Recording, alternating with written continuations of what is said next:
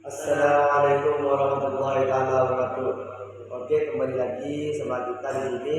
Di sini kita ingin mempresentasikan tentang manfaat pohon kelapa yang mana kita terlebih dahulu akan memperkenalkan diri masing-masing. Yang mana saya di sini Haji Lubang, saya Mas Afi, dan saya Muhammad Abdul. Yang pertama yaitu akan dibacakan sama saudara kita yang bernama David.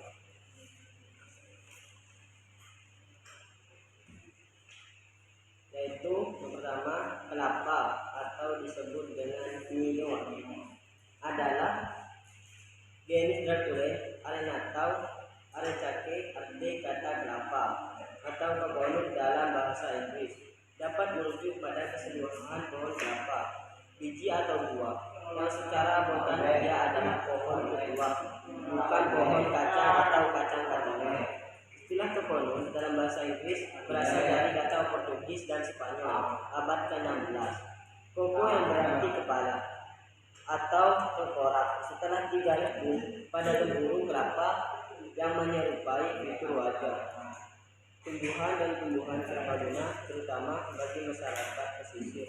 Kelapa juga dihasilkan untuk buah yang dihasilkan tumbuhan ini. Karena endosperma mereka mengandung sejumlah besar cairan benih disebut santan dalam diatur dan ketika belum matang dapat dipanen untuk diminum sebagai air kelapa atau juga disebut jus kelapa.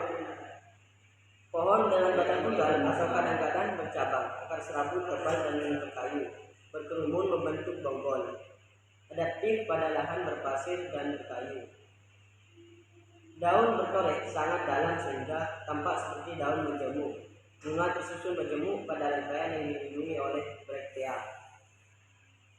Buah besar diameter 10 cm sampai 20 cm atau bahkan lebih, berwarna kuning, hijau atau coklat.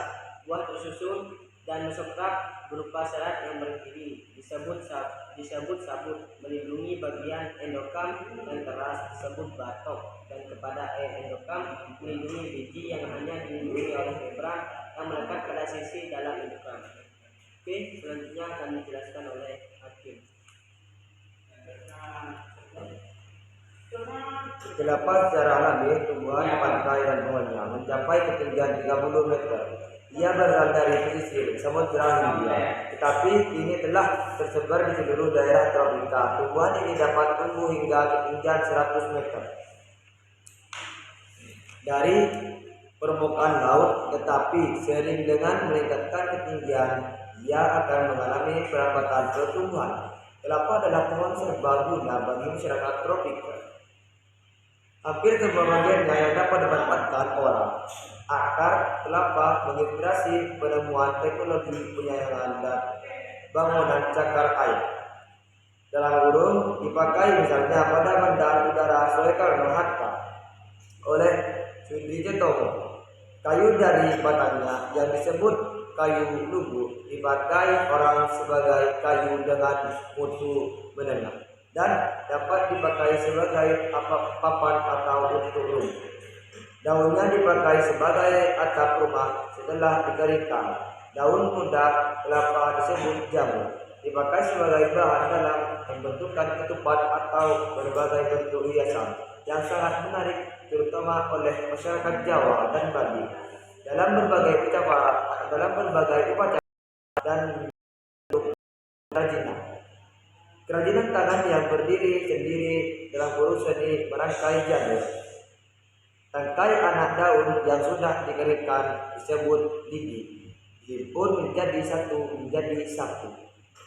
Baik, yang terakhir yaitu akan dibacakan oleh Muhammad Fadzil.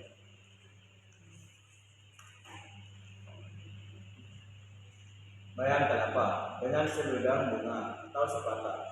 Tanda bunga yang masih muda yang disebut maya. Sebetulnya nama ini umum bagi semua bunga pelua atau mangga dalam. Dipakai orang untuk hiasan dalam upacara perkawinan dengan simbol tertentu. Maya oleh orang Jawa atau Mataram dipakai sebagai bahan pengganti di dalam pembuatan gudeg dan disebut gudeg. Bunga betina atau buah pemudaya disebut beluduk dalam bahasa Jawa. Dapat dimakan. Cairan manis yang keluar dari tangkai bunga disebut air mineral mentega atau legend bahasa Jawa. Dapat diminum sebagai penyegar atau difermentasi menjadi buah. Gula kelapa juga dibuat dari nira ini. Buah kelapa muda, air dalamnya dapat diminum bagian dalam burung kelapa. Memperlihatkan daging buah kelapa bahan baku kopra. Buah kelapa adalah bagian paling bernilai ekonomi. Sabut bagian mesentrak yang berupa serat-serat kasar diperdagangkan sebagai bahan bakar, pengisi jok kursi, anyaman tali, keset, serta media tanam bagi anggrek. Tempurung atau batok yang sebetulnya adalah bagian bekak dipakai sebagai bahan bakar, pengganti gayung, wadah minuman, dan bahan baku sebagai kerajinan tanah. Oke, inilah yang dapat kami presentasikan. Apabila ada kata-kata yang salah, mohon dimaafkan. Assalamualaikum warahmatullahi wabarakatuh.